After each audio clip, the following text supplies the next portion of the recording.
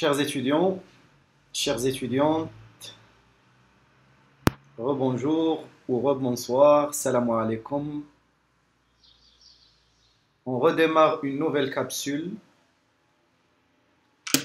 de notre cours d'analyse financière. Cette fois,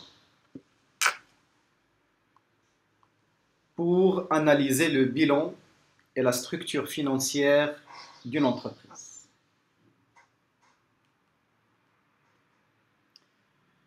La première étape de notre analyse va porter sur le bilan. Elle va s'intéresser à la solidité des structures financières du bilan. La première étape, elle va démarrer par l'analyse et l'étude du bilan. On va s'intéresser à la santé financière d'une entreprise, de ses structures, et notamment du bilan comme l'une des structures qui présente le patrimoine d'une entreprise.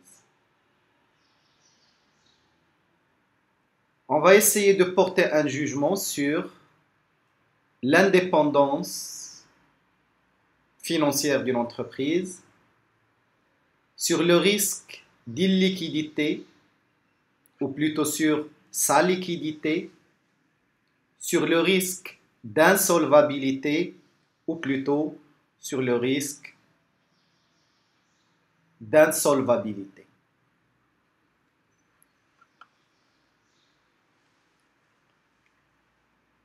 Et par conséquent, on va juger de la capacité de l'entreprise face à ces différents risques.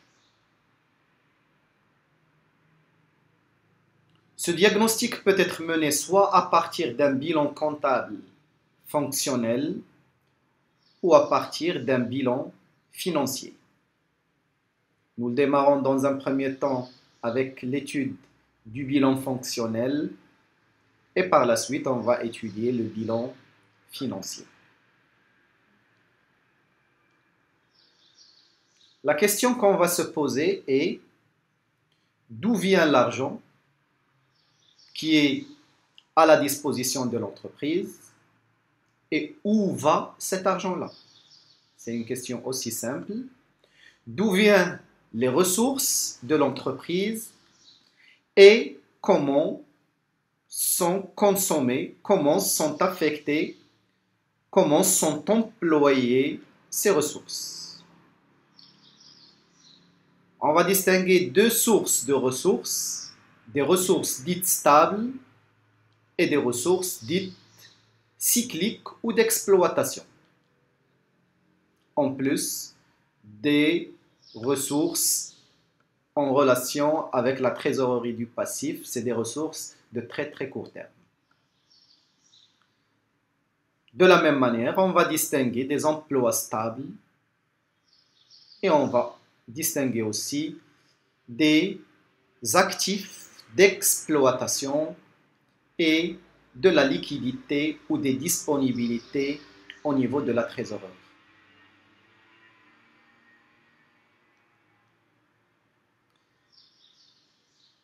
Le bilan sera présenté, ou on va essayer de le présenter, en grande masse, qui va distinguer côté passif des ressources stables,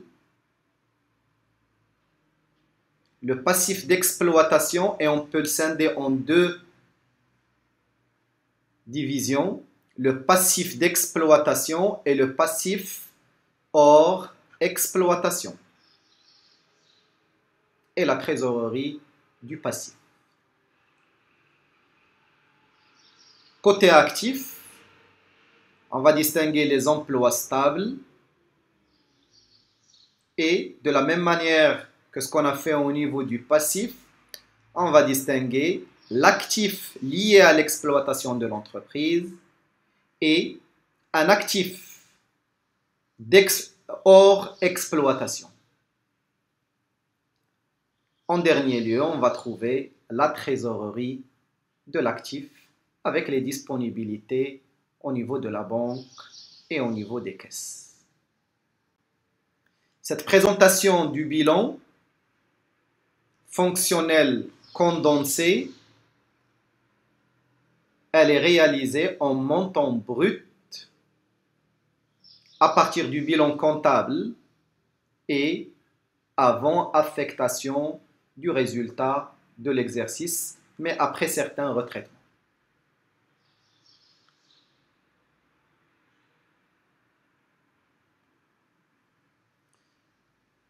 L'approche fonctionnelle repose sur une hypothèse de continuité d'exploitation. On verra plus tard lorsqu'on va étudier l'approche financière que cette dernière est basée sur une hypothèse d'arrêt d'exploitation ou d'arrêt forcé d'exploitation, de dépôt de bilan, de faillite. Elle est fondée, l'approche fonctionnelle bien évidemment, l'approche fonctionnelle est fondée sur une idée fondamentale qu'il doit y avoir une correspondance entre la nature des emplois et la nature des ressources qui les financent. La nature des emplois et la nature des ressources. On vient de l'évoquer précédemment. On a des ressources stables. L'idéal, c'est que les ressources stables financent des emplois stables.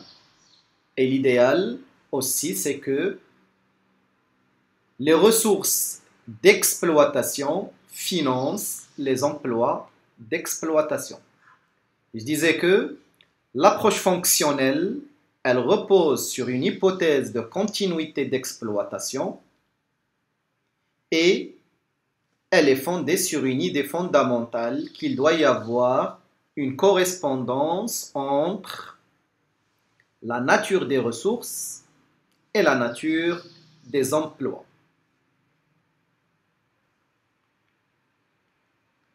Cette analyse peut s'appliquer d'un point de vue statique. On va prendre le bilan à une date donnée et on va étudier les différents types de ressources et d'emplois. Et est-ce qu'il y a une correspondance ou elle peut être opérée dans une logique non pas statique mais dynamique par l'analyse des flux intervenant au cours de plusieurs exercices.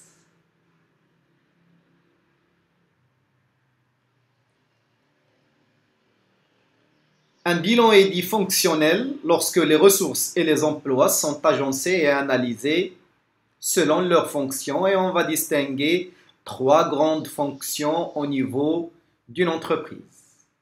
La première fonction, c'est la fonction de financement. C'est la classe 1 du bilan comptable qui regroupe les capitaux propres, qui regroupe les réserves au niveau d'une entreprise, entre autres, et l'ensemble des ressources à long terme dont dispose une entreprise ou qui sont mis à la disposition d'une entreprise. La deuxième fonction, c'est la fonction investissement. Elle est représentée au niveau du bilan par l'ensemble des comptes de la classe 2. Et en troisième lieu, il y a lieu de distinguer la fonction d'exploitation. Et elle concerne l'ensemble des opérations correspondant au métier de l'entreprise. On va y trouver les stocks, les créances sur ses clients et d'autres éléments.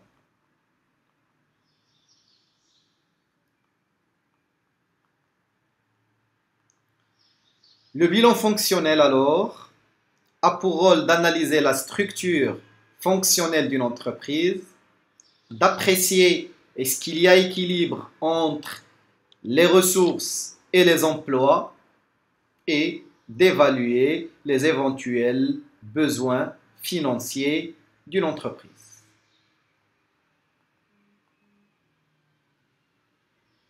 Nous l'avons dit précédemment, l'entreprise possède deux types de ressources, des ressources stables et des ressources cycliques.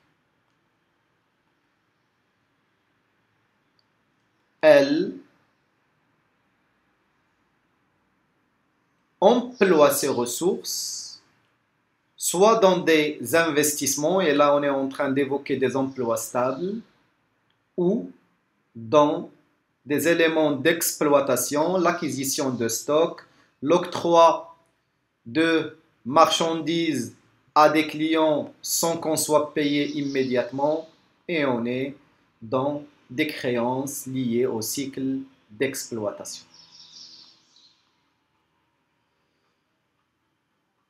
Revenons en détail au cycle de financement à travers un bilan. Je viens de l'évoquer. La classe 1 du bilan présente les capitaux propres et emprunts d'une entreprise. C'est la liquidité qui a été accordée, mise à la disposition de l'entreprise, soit au moment de la création ou ultérieurement à travers des emprunts auprès des établissements de crédit, à long terme bien évidemment. Ces financements ont normalement pour mission d'aider l'entreprise à l'acquisition de ses immobilisations. Et lorsqu'on évoque le terme immobilisation, il s'agit de biens conservés de façon durable et non destinés à la revente courant le cycle d'exploitation. Là, dans cet exemple que vous êtes en train de visionner, on a une différence entre le volume des ressources mis à la disposition de l'entreprise et le volume des emplois. Cette différence entre ressources et emplois, c'est ce qu'on va considérer comme ressources à long terme non utilisées. Ces ressources à long terme non utilisées, on va les présenter comme un fonds de roulement. Un fonds, c'est des fonds qui seront nécessaires pour faire rouler l'activité de l'entreprise. Un fonds de roulement. C'est une partie des ressources à long terme dont dispose l'entreprise, mais qui sont ou qui n'ont pas été utilisées pour l'acquisition d'immobilisation ou qui n'ont pas été utilisées pour des emplois stables.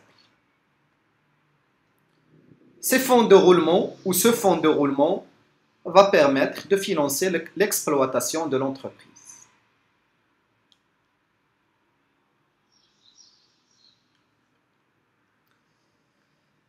Le fonds de roulement, au niveau ou dans une logique comptable, c'est alors les ressources stables d'une entreprise. Et lorsqu'on évoque les ressources stables, on est dans les financements permanents, la classe 1, si on revient à notre bilan. Les ressources stables ou les financements permanents, moins les emplois stables qui correspondent aux éléments de l'actif immobilisé ou la classe 2. Classe 1, moins classe 2, ressources stables, moins emplois stables ou financement permanent, moins actifs immobilisés. Le fonds de roulement représente alors une ressource durable ou structurelle mise à la disposition de l'entreprise pour financer ses besoins du cycle d'exploitation. C'est des ressources durables non utilisées au niveau des emplois durables et qui va venir pour aider à financer l'exploitation. Il est pour l'entreprise alors une marge de sécurité destinée à financer une partie de l'actif circulant, une partie de l'exploitation de l'entreprise.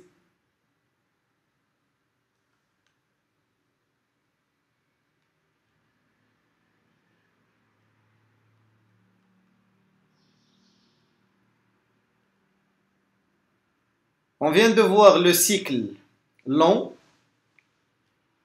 le cycle ressources stables, emploi stable. Et maintenant, on va voir le cycle d'exploitation d'une entreprise. La logique au niveau du cycle d'exploitation, c'est que nos fournisseurs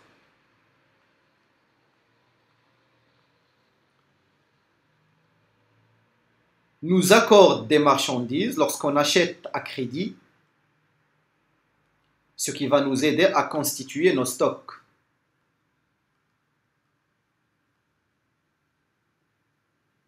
Il y a généralement un décalage entre la constitution de stock et la période de vente, sauf pour certaines activités où on travaille avec un stock zéro, c'est-à-dire qu'on achète nos marchandises que lorsqu'il y a une commande qui est déjà passée à notre entreprise. Mais le cas général, c'est que les entreprises achètent des marchandises et essayent de les vendre par la suite. On tend vers le stock zéro, mais on est rare au niveau d'une situation de stock zéro. Lorsqu'il y a une vente, de la même manière que ce qu'a réalisé l'entreprise, un achat à crédit, pareil aussi, on va être dans une situation de vente à crédit. Et on est dans une situation de naissance d'une créance sur nos clients. Par la suite, on aura le règlement de nos clients. Et lorsqu'on a règlement de nos clients, nous aussi, on va régler nos fournisseurs.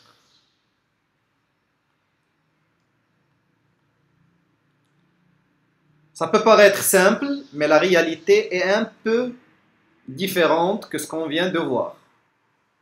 Imaginons, prenons un exemple que on a acheté des marchandises à notre fournisseur, le 11N,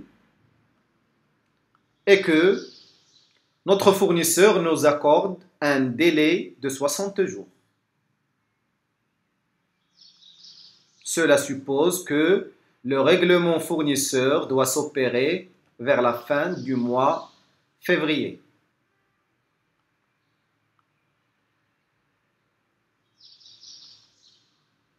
Admettons que les marchandises achetées stationnent ou restent en stock pour une durée moyenne de 1 mois. Ils peuvent être vendus le jour même, ils peuvent être vendus au bout de 2 mois. On va admettre comme hypothèse que ces marchandises restent en moyenne en stock pendant 1 mois. Et que lorsqu'on procède à une vente, on accorde à nos clients un crédit client sur 45 jours. Vous remarquez que nous, on a obtenu 60 jours de délai de paiement et qu'on vient d'accorder à nos clients 45 jours de délai de paiement.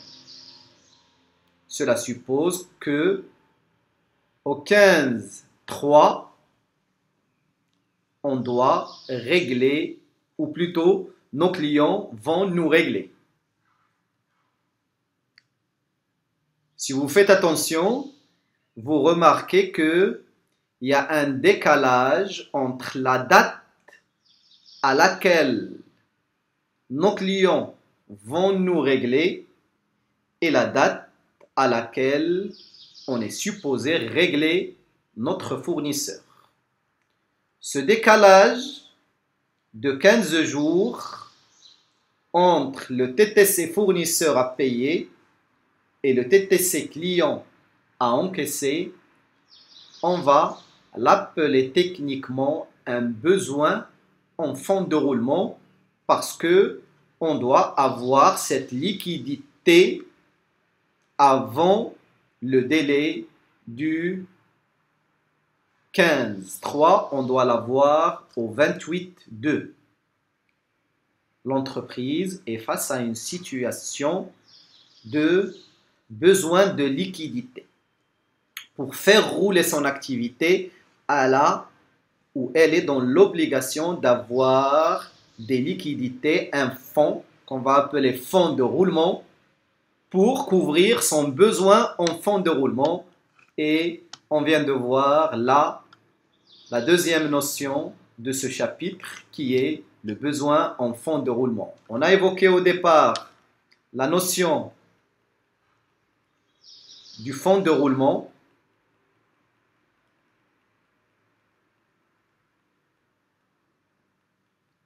Et on a dit que le fonds de roulement, c'est les ressources stables qui n'ont pas été utilisées au niveau de l'acquisition, d'immobilisation ou lors de nos emplois stables.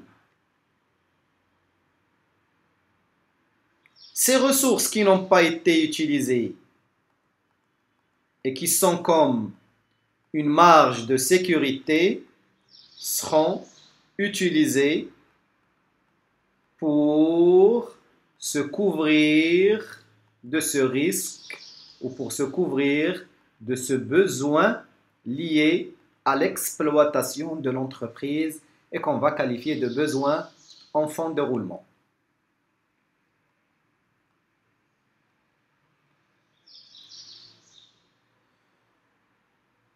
Prenons un exemple. On a des stocks, classe 3. On a des créances clients qui sont représentées en volume monétaire. On a de l'autre côté la dette qu'on a obtenue de notre fournisseur. Comme tout à l'heure, lorsqu'on a étudié le haut du bilan, là, au niveau de l'exploitation, on est en train de constater qu'il y a un décalage entre les ressources d'exploitation qui sont représentées par la dette fournisseur et les emplois cycliques qui sont représentés par les stocks et les créances clients.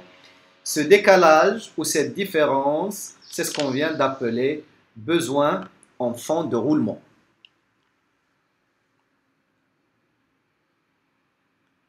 Le besoin en fonds de roulement naît alors du décalage entre l'encaissement des créances clients et le paiement des dettes fournisseurs ainsi que du volume des postes actifs et passifs.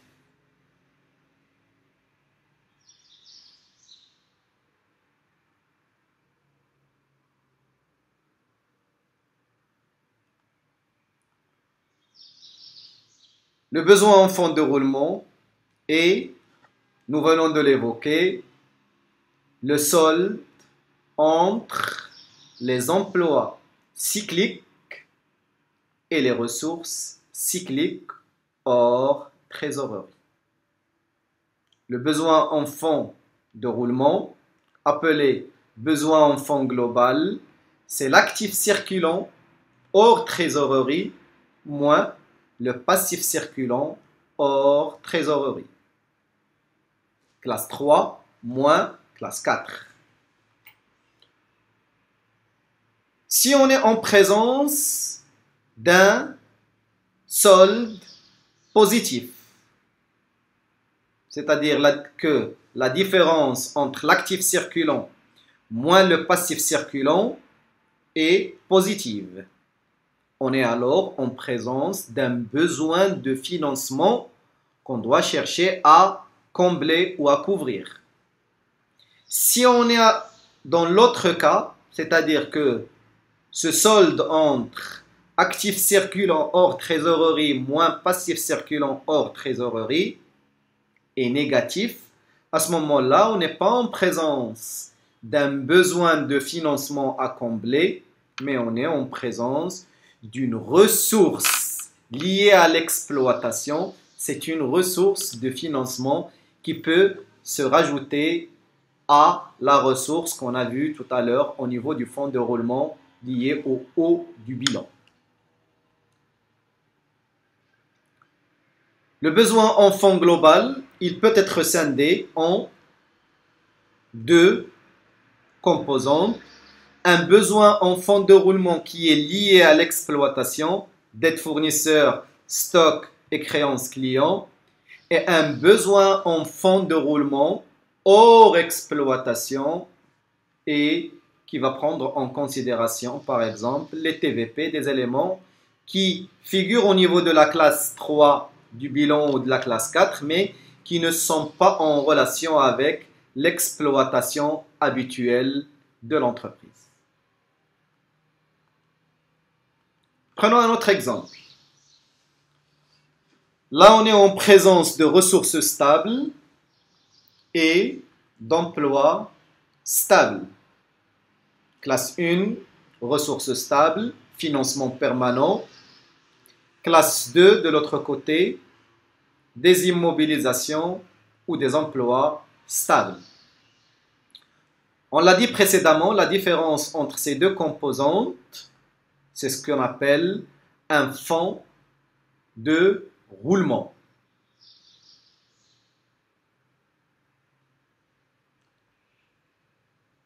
Continuons la présentation de notre bilan. Côté actif, on a les stocks et les créances, entre autres, ça représente l'actif circulant. Et côté passif, au niveau de l'exploitation, on a les dettes circulantes représentées par les dettes fournisseurs. On y trouve aussi les dettes liées aux taxes à payer à l'État, entre autres. Vous voyez que la différence entre les ressources stables et les emplois stables, dites fonds de roulement,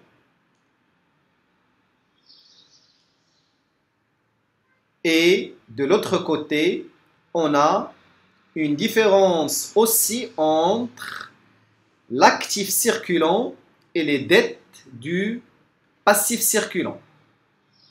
Cette différence, on vient de l'appeler, ou on va l'appeler besoin en fonds de roulement.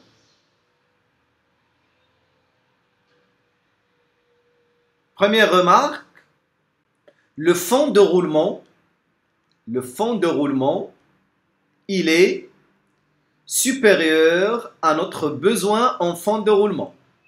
Pour ce cas, l'entreprise, alors, elle peut financer son besoin en fonds de roulement à l'aide du fonds de roulement qui vient des ressources ou du non consommé des ressources stables sur les emplois stables, et le reste va apparaître au niveau de la trésorerie de l'entreprise. La différence entre le fonds de roulement et le besoin en fonds de roulement va être disponible au niveau de la trésorerie de l'entreprise.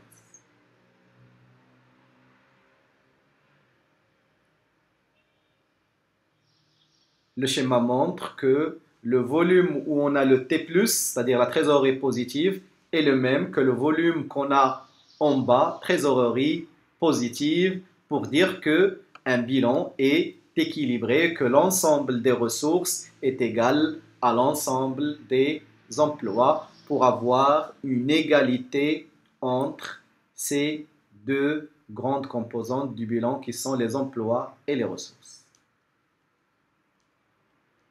Passons à un autre exemple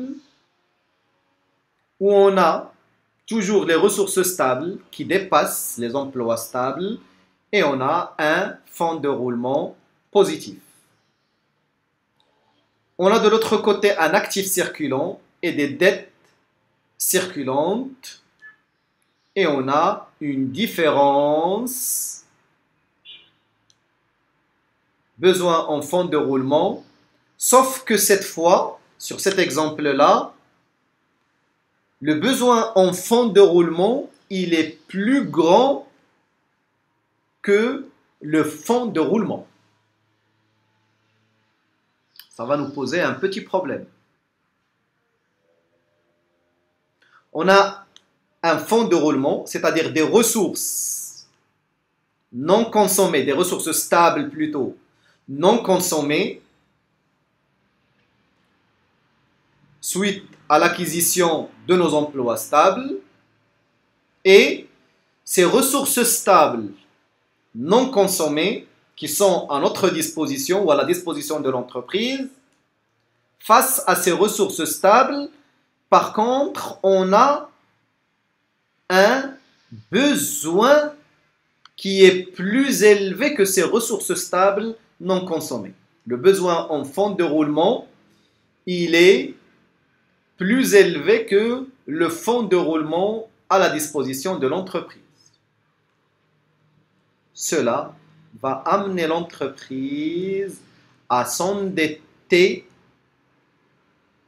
et par conséquent, on va avoir une trésorerie nette négative parce que on n'a pas assez de ressources stables pour financer nos emplois cycliques ou la totalité de nos emplois cycliques. Pareil que tout à l'heure, on a toujours une égalité entre le total des emplois et le total des ressources.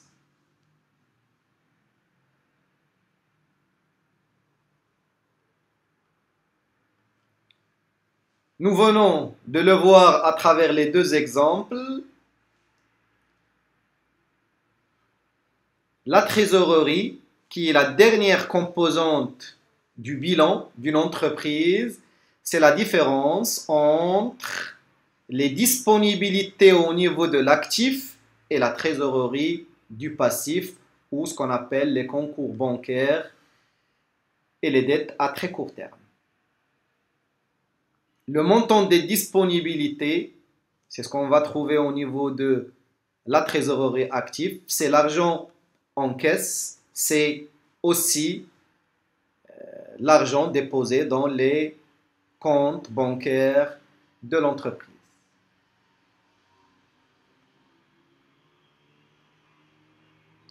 Lorsqu'on est dans une situation, si on veut synthétiser ce qu'on vient de voir, lorsqu'on est en présence d'une situation où la trésorerie est positive, cela est dû peut-être ou en grande partie au fait que le fonds de roulement est supérieur ou a été supérieur aux besoins en fonds de roulement.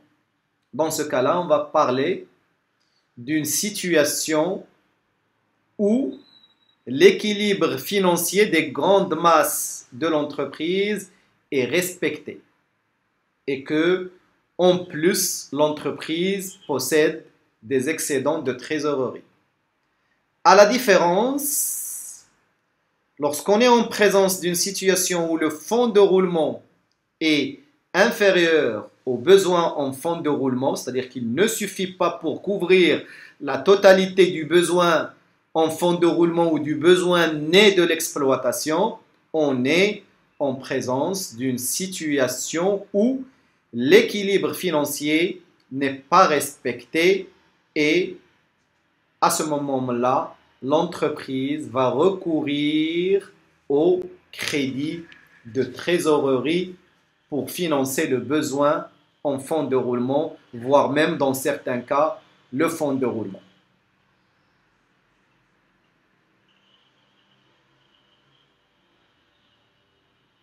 J'espère que vous arrivez à suivre avec moi cette présentation du cours en mode à distance. Je ne peux dire que la qualité du cours, elle diminue lorsqu'on n'a pas des étudiants en face de nous, parce que c'est pas facile de faire un cours face à une caméra. On est encore plus motivé lorsqu'on est avec les étudiants, mais qaddar Allahu ma sha'a fa'al, Corona est là et on était obligé de passer en mode d'enseignement à distance. Inch'Allah, on reviendra à l'amphi 3, soit cette année, soit l'année prochaine. Dans le cas où on est dans une situation où la trésorerie est négative, c'est-à-dire une situation due à un besoin en fonds de roulement qui est plus élevé que le fonds de roulement,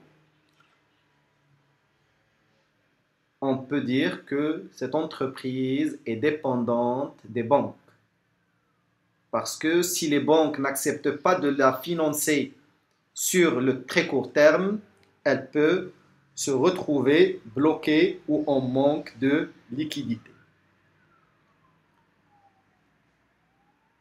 Un bilan, lorsqu'il est présenté en grande masse, on peut le présenter sur une année, ou sur 2, ou sur 3, ou sur 4 années, ou sur 5 années, ou sur la même année, mais sur 4 trimestres, pour avoir une étude non pas statique, mais dynamique. On va avoir les ressources stables, moins les emplois stables, ça va nous donner notre fonds de roulement net global. D'un autre côté,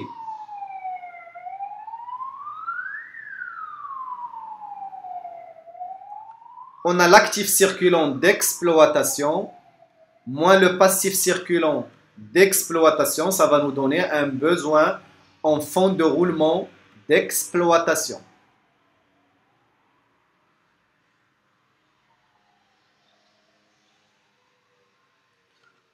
On continue avec l'actif circulant hors exploitation, moins le passif circulant hors exploitation, cela va nous donner un besoin en fonds de roulement hors exploitation.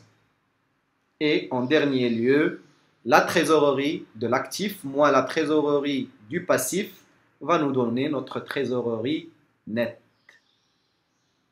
On peut vérifier par la soustraction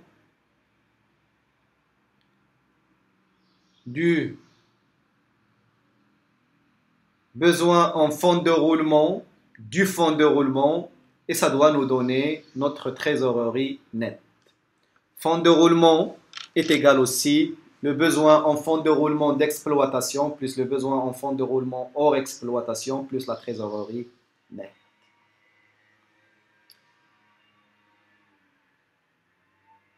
En analyse fonctionnelle du bilan, on part du bilan comptable et on est dans une logique économique de l'entreprise. Dans cette logique économique de l'entreprise, on est habité par le souci de la manière de financer les différentes fonctions de l'entreprise. On a dit qu'on a 3 grandes fonctions, la fonction financement, la fonction investissement et la fonction exploitation. Les postes du bilan sont condensés et classés en masse homogène selon une logique économique et non financière et d'après leurs fonctions respectives qui sont financement, investissement et exploitation. Et on a notre bilan fonctionnel. Une fois qu'on a ce bilan fonctionnel, on procède à l'analyse qu'on vient de voir. Merci et à la capsule suivante.